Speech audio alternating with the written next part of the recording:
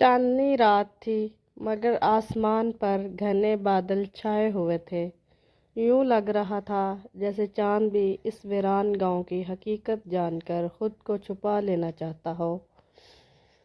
जरी अपने सफ़र में एक छोटे और बेनाम गांव तक पहुंच गई थी जिसका कोई जिक्र तो ना तो किसी नक्शे में था और ना ही किसी कहानी में। चारों तरफ धुंध फैली हुई थी, हर शय पर खामोशी का साया था।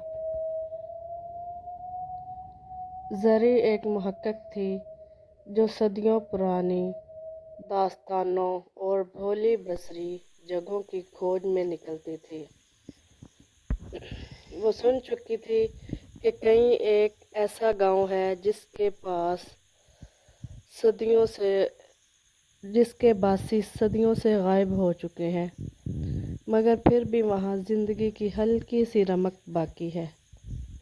जैसे ही वो घर में दाखिल हुई, उसे महसूस हुआ कि ये जगह आम नहीं। घरों के दरवाजे खुले थे, खिड़कियाँ टूटी हुई थीं, मगर ऐसा लगता था कि जैसे यहाँ लोग अभी कुछ देर पहले ही मौजूद थे।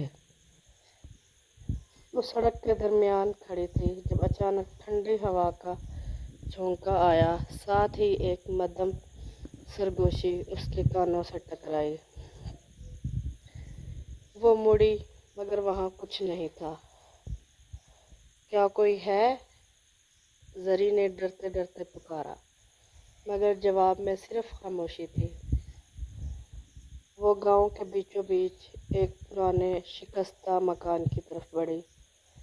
ये वही मकान था जिसका जिक्र पुरस्रार कहानियों में था। दरवाज़ा चड़चड़ा कर खुल गया, जैसे किसी ने इसे अंदर आने की इजाज़त दी हो। अंदर कदम रखते ही एक अजीब सी बेचैनी उसके दिल में सरायत कर गई। कमरे में बोसीदा फर्नीचर पड़ा था, दीवारों पर मध्यम रोशनी में लरजते साए थे, और सबसे ज़्यादा खौफनाक चीज़ वो कदीम किताब थी जो एक मेज़ पर रखी हुई थी। जरी आहिस्ता आहिस्ता किताब के करीब पहुंची। जैसे ही उसने उसके सफ़हात पलटे, अचानक कमरे का दरवाज़ा बंद हो गया। एक पुरस्रार सरगोशी ने माहौल को मज़ीद खौफनाक बना दिया। तुमने हमें जगा दिया है, एक गंभीर आवाज़ गूंजी। जरी का सांस रुकने लगा। वो पीछे हटना नहीं चाहती, मगर उसके कदम खुद ब खुद हटने लगे। लेकिन उसे महसूस हुआ कि उसके पाँव जो है वो मनों बल्कि टनों वज़नी हो रहे हैं। अचानक उसे किताब के सफ़ात पर हरकत महसूस हुई। उस पर लिखे अल्फाज मदम होने लगे और उनकी जगह नए अल्फाज उभर आए। ये गांव एक लानत का शिकार है। जो भी यहाँ आता है वो कभी वापस नहीं जा सकता। जरी का दिल ज़ोर ज़ोर से धड़कने लगा। वो किताब को छोड़कर दरवाजे की तरफ बढ़ी, मगर वो बंद हो चुका था। यहाँ से निकलने का कोई रास्ता नहीं। आवाज़ें मुसलसल उसके करीब आती जा रही थी। अचानक एक परछाई जरी के सामने उभरी। ये एक औरत का साया था जिसकी आंखें अंधेरे में सुर्ख अंगारों की तरह जल रही थी। तुमने किताब को छुआ है, अब तुम भी इस कहानी का हिस्सा बन चुकी हो, साया बोला।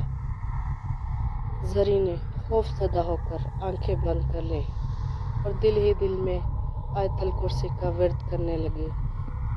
जब उसने दोबारा आंखें खोली तो वो गांव के बाहर खड़ी थी, मगर उसके हाथ में वही किताब थी। हवा में वही सरगोशी गूंज रही थी। कहानी कभी ख़त्म नहीं होती। जरी ने जल्दी से किताब को ज़मीन पर पटक दिया, मगर जैसे ही वो मुड़ी उसका दिल दौल गया। गांव अब भी वहीं था, मगर वो अब गांव की गलियों में मौजूद साए उसे घूर रहे थे। زری نے بھاگنے کی کوشش کی مگر اس کے قدم زمین میں دھنسنے لگے۔